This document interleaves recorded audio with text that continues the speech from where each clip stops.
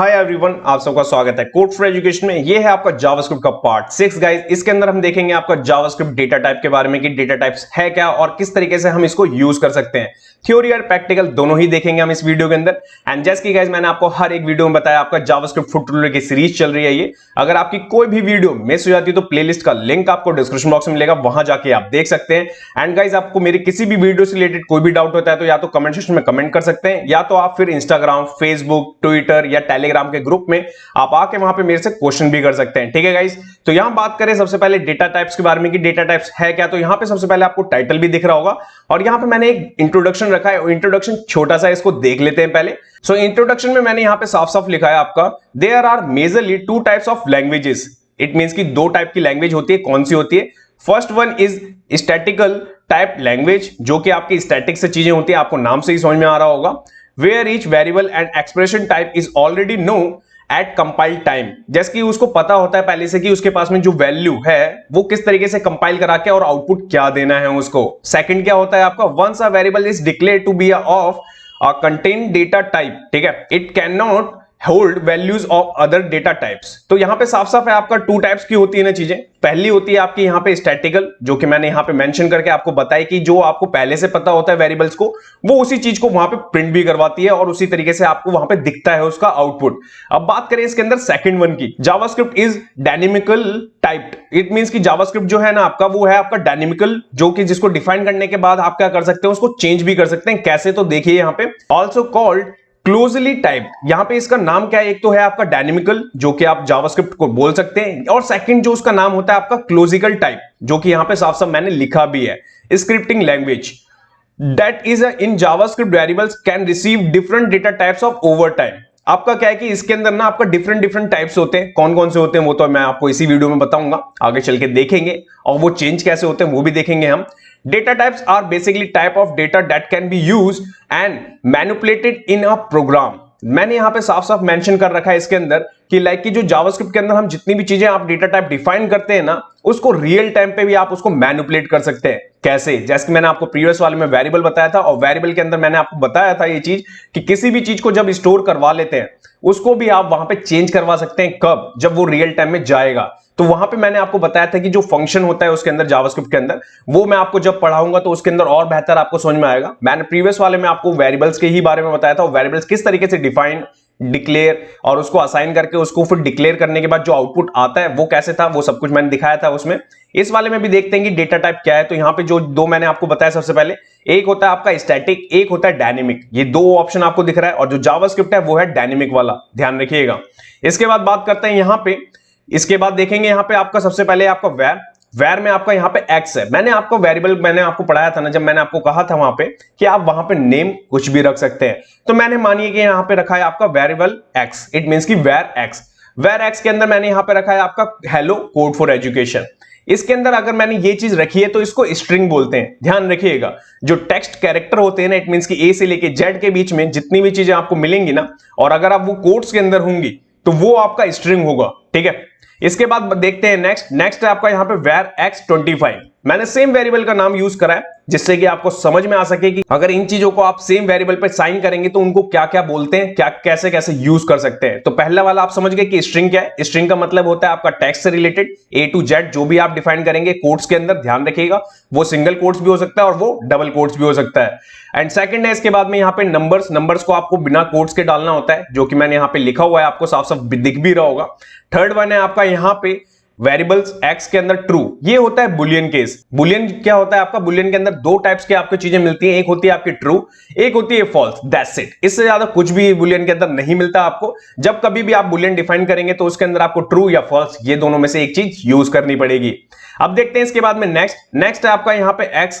अब इसमें एरे, ध्यान रखिएगा, अब जावास्क्रिप्ट के अंदर जो एरे होता है ना आपका, जो सबसे इंपॉर्टेंट और सबसे ज्यादा यूज करा जाता है, कभी भी आप जब फंक्शन बनाएंगे और ज्यादा डायनेमिक चीजें चलाएंगे और बहुत सारा डेटा एक बार में जब आता है ना, तो वो एरे फॉर्म में या ऑब्जेक्ट फॉर्म में भी रखते हैं। ऑब्जेक्ट क्या होता है अभी जस्ट मैं आपको बताता हूं इसके बाद।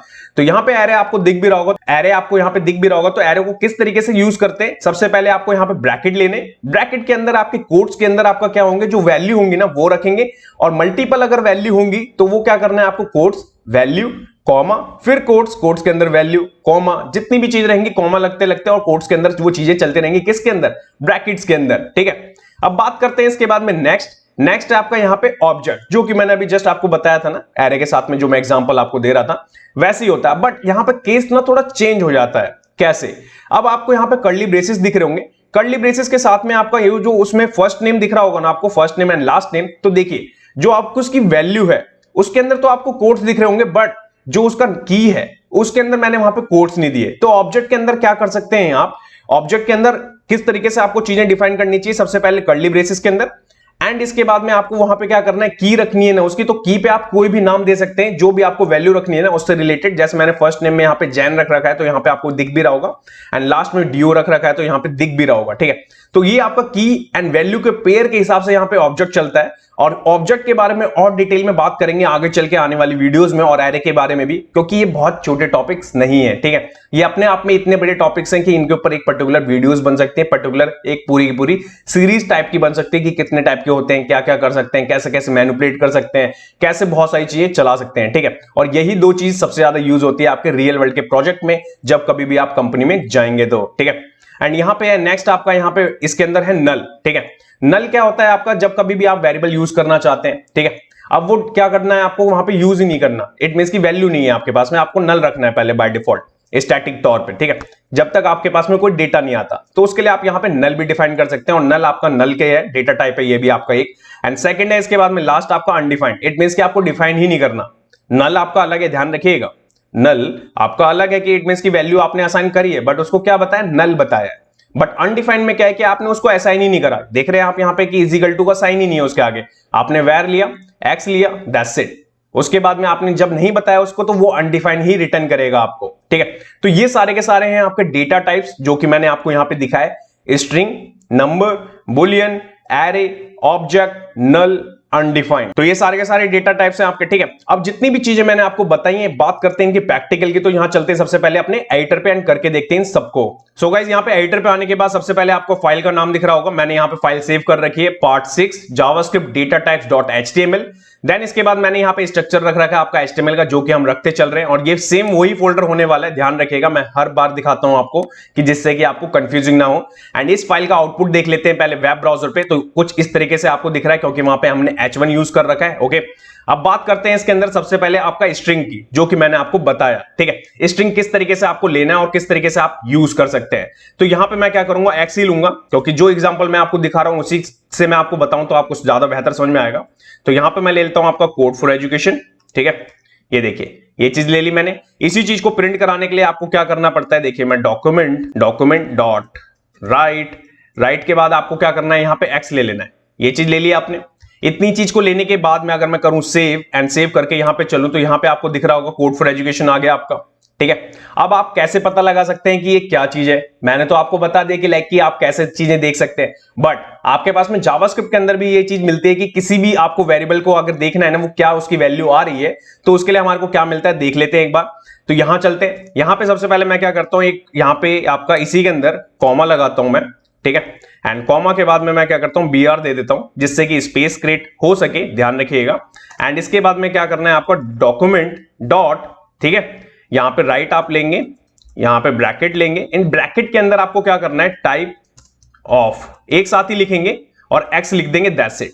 इतनी चीज लिखने के बाद में यहां पे आपको टाइप ऑफ दिख रहा होगा, ये टाइप ऑफ आपका जावास्क्रिप्ट का आपका टाइप ऑफ बताता है, इट मींस कि वो किस टाइप का वेरिएबल है, उसके अंदर जो वैल्यू असाइन हो रही है, इट मींस की वैल्यू आ रही है, डायनेमिक हो या स्टैटिक हो, वो सब कुछ देखता है, चेक करता है, एंड देन उसको आपको आउटपुट देता है, ठीक है। तो यहां देख लेते हैं इसको, यहां करता हूं मैं सेव, एंड सेव करने के बाद यहां ब्राउजर पे चलते हैं। तो ब्राउजर पे आने के बाद ये आपको क्या बता रहा है, ये स्ट्रिंग है, ठीक है।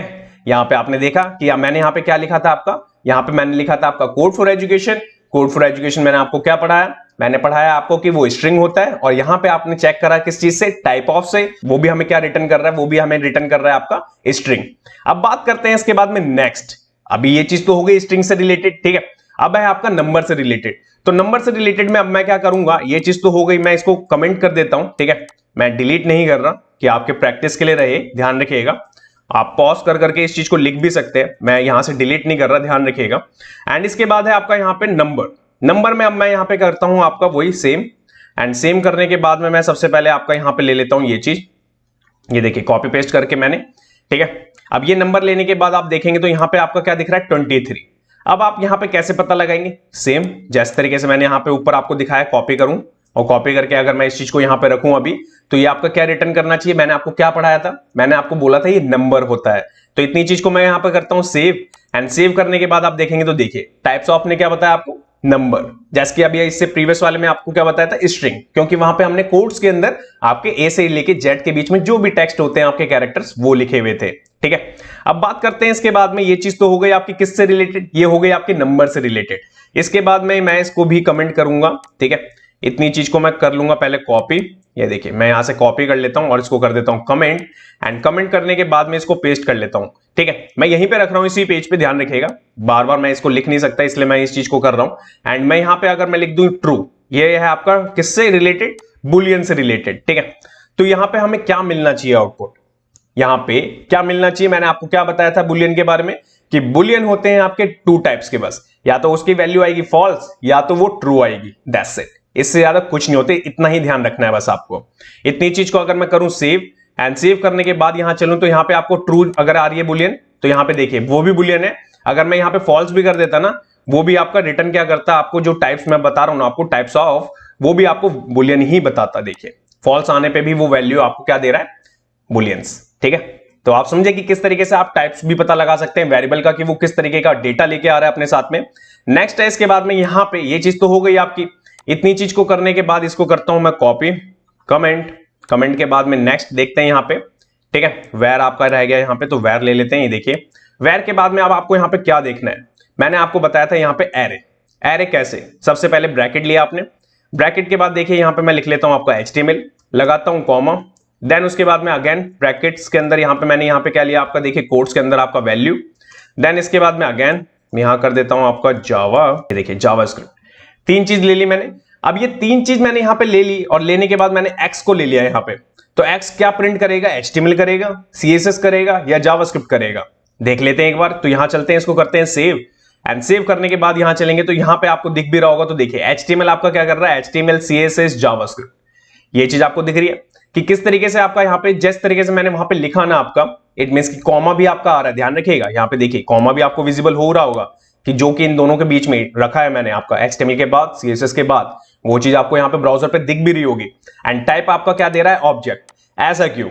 अब इसके बाद देखते हैं आपका, मैं इस चीज को रखता हूं यहां पे, एंड इसके बाद मैं आपको ऑब्जेक्ट बताता हूं, ठीक है। तो देखिए ऑब्जेक्ट में क्या चीज दे गया, देखिए आपने आउटपुट देखा ना, क्या इसने ऑब्जेक्ट भी आपका बताया, एरे है, बट एरे भी आपका ऑब्जेक्ट होता है, ध्यान रखिएगा जावास्क्रिप्ट के अंदर, ये थोड़ा सा कंफ्यूजिंग है और ये इंटरव्यू के अंदर क्वेश्चन पूछा भी जाता है, ठीक है। ये कर्ली ब्रेसेस लिए मैंने, कर्ली ब्रेसेस के बाद में सबसे पहले मैं क्या करूंगा, फर्स्ट के बाद में मैंने यहां पे लिया, यहां पे मैं क्या कर देता हूं, अपना नाम ले लेता हूं, ठीक है, कॉमा, कॉमा के बाद मैं यहां पे करता हूं आपका लास्ट, कैपिटल नहीं रहेगा, स्मॉल ही रहेगा, स्मॉल के बाद में यहां पे कर देता हूं आपका गुप्ता, ये देखिए। तो मैंने यहां पे ये चीज दिख रही है आपको, तो मैंने कैसे करा आपका, यहां पे मैंने आपका एरे ले रखा था, एरे के जस्ट बाद मैंने यहां पे आपका ऑब्जेक्ट लिया है, इस ऑब्जेक्ट में आपको यहां पे दिख भी रहा होगा कि किस तरीके से मैंने यहां पे डिफाइन करा आपका।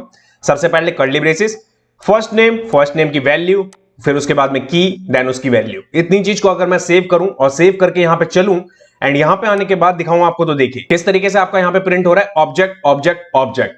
तो आपका ऑब्जेक्ट ना कुछ इस तरीके से प्रिंट नहीं होता, ऑब्जेक्ट किस तरीके से होता है, मैं अभी आपको यहां पे अगर मैं डॉट और फर्स्ट ले लूं अगर, ठीक है, एंड मैं यहां पे कर दूं सेव, एंड यहां पे अगर चलूं तो यहां पे आपको दिख रहा होगा, तो देखिए, ठीक है, आपका यहां पे भास्कर दिख रहा है, ठीक है। क्यों, यहां पे किस तरीके से मैंने लिया, क्योंकि यहां पे मेरे को की मिल रही है, और की को किस तरीके से यहां पे कॉल करवा रहा हूं मैं, आपका एक्स डॉट यहां पे की। ये आगे चल के मैं बहुत डिटेल में ही बताऊंगा आपको, इससे पहले मैं अगर आपको दिखाऊं तो यहां पे देखिए मैं एक और BR लगा देता हूं, ठीक है, जिससे कि स्पेस रहे, और वापस चल के आपको दिखाऊं तो देखिए यहां पे आपका HTML आपको दिख भी रहा होगा, ठीक है।